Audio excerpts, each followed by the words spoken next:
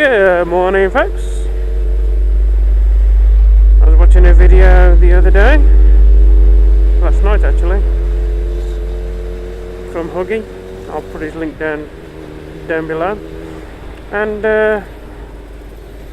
he was going with Wyvern Biker and a few others across the place I went 10 years ago with my first biking trip, and that was to Applecross. The diesel on the road here, across the diesel. Yeah, it was to Applecross in Scotland, and me and my friend went up there, and we spent a week camping at the camping site at Applecross, and had there as a base of operations, as to speak, going off to different places. We were intending to go to John O'Groats, but we never actually got there because we decided we didn't have to.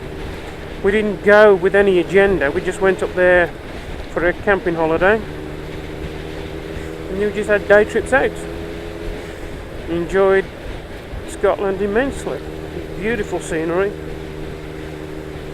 The people were great as well, and it just. As he was going over the Applecross Pass,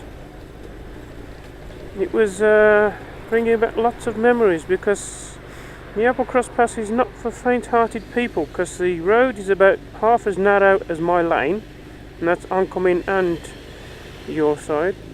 There are multiple passing points, so that you can allow cars or even lorries, because I've seen a couple of lorries, and pass over. Pass you, and there are 3 or 4.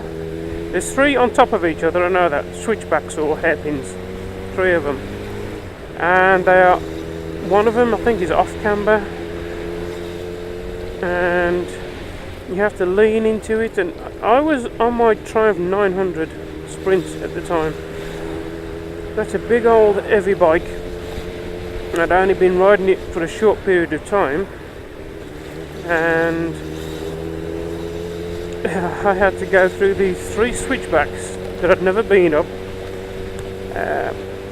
on this heavy bike that I had to stretch to most of you know I have a neck problem, and it means that I can't bend my neck. It's not just left and right, but it's also limited up and down as well, so I'm already struggling to see at the front of that bike then, and it can be a little scary at times going around those switchbacks. I had to do it at night the one time as well. I've gone up and down it about 6 times in 7 days, because the one of the times, just to see what it was like, we went on the alternative road,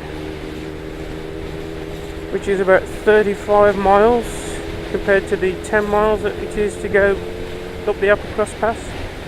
I love the notice board at the bottom that says in winter usually impassable, because it's covered in snow and whatever.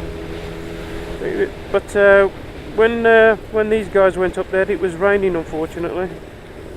But there's a little stop at the top.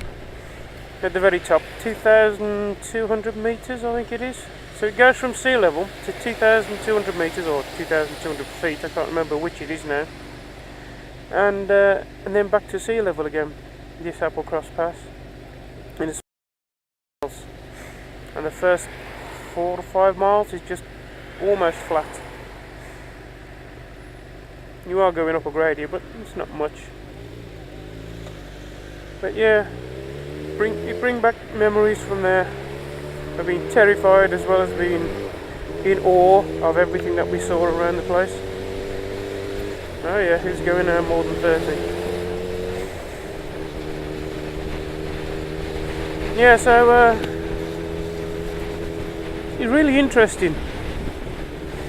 Let's see if I can find some pictures of my holiday. Those days I didn't have a camera on the bike. I had a camera, and my friend put it on his bike a couple of times, but that wasn't until we got back. That was 2007 I got the camera, but I never actually put it on my bike.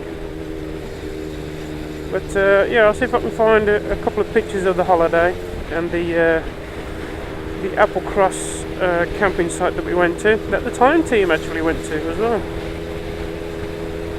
I'm rambling again. Okay, folks, have a good week, and I'll see you later. Ta-ra for now.